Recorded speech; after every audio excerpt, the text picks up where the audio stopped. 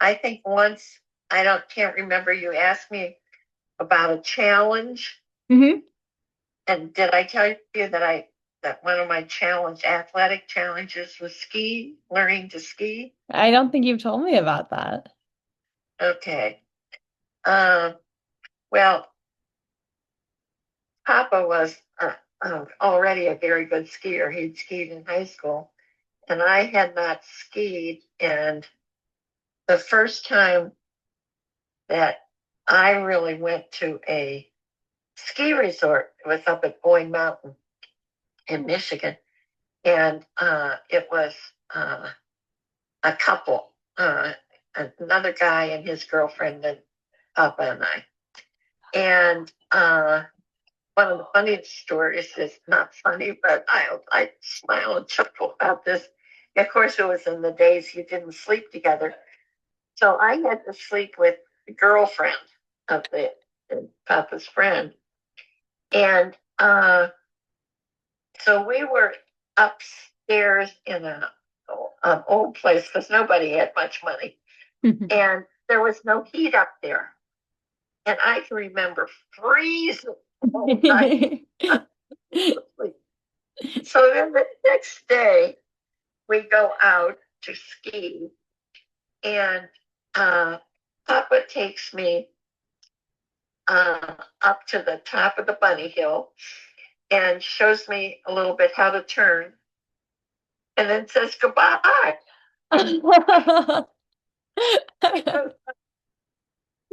So here on the bunny hill trying to ski, and luckily I ran into a couple of my sorority sisters Oh. from Michigan. We had graduated by then. But anyway, I ran into them and they took me under their wing and helped me with skiing. But skiing was hard for me for a couple reasons. Uh, I was really, I think, anxious about falling. Hmm. Uh, and I guess I had never done a sport. Golf sort of came naturally to me, but I hadn't done a sport that I had to really learn and concentrate and appreciate instruction. So early on, I was in a lot of classes. Papa would put me in a class, and then he would go. So I that's how I learned to ski.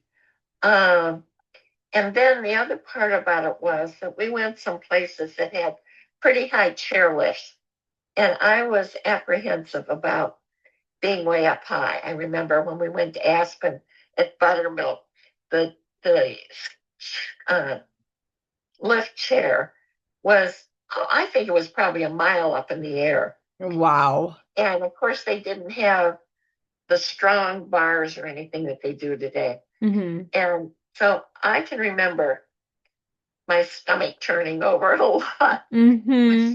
with skiing. And you know, I enjoyed going, being a part of it, and I loved the après ski part. uh, but I never really latched on to skiing.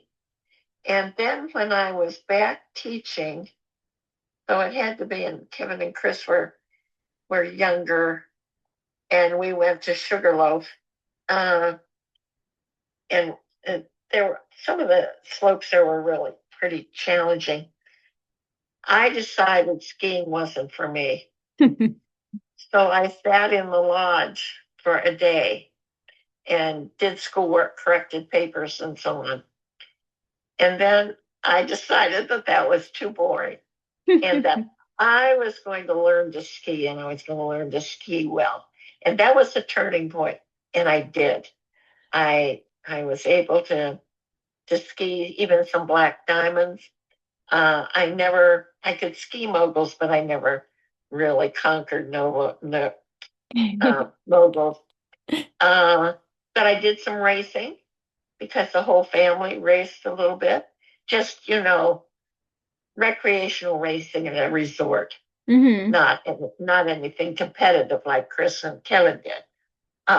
But Dick did more competitive. Um, so that was a challenge. Skiing was a challenge that I had to really overcome. And then, as you know, I learned to love it. Mm-hmm. And and then I didn't stop skiing till I was 80 because I was determined to ski with every grandchild. Aw. So I got to ski with Ellie, and I skied with all of you. I Mm-hmm. mean, I skied with all of you in Sun Valley, but you guys we'd start out together, and you'd loop me. I'd get down, and you'd be on your second run, and I was still on my first run. So, and that was the other part of it. Very often, when I was with the family, I was skiing alone Mm-hmm. because Kevin and Chris and Dick were so good. So I was skiing alone because I did not want to go as fast as they went. And but then I learned that it was really interesting to ride up on the chairs with different people and talk to them. Mm-hmm. So I learned how to accommodate my style and of ski and ability for skiing. So that's my skiing challenge. That's great. Yeah, it was really impressive that you were skiing into your 80s. Well, just 80. I stopped at 80.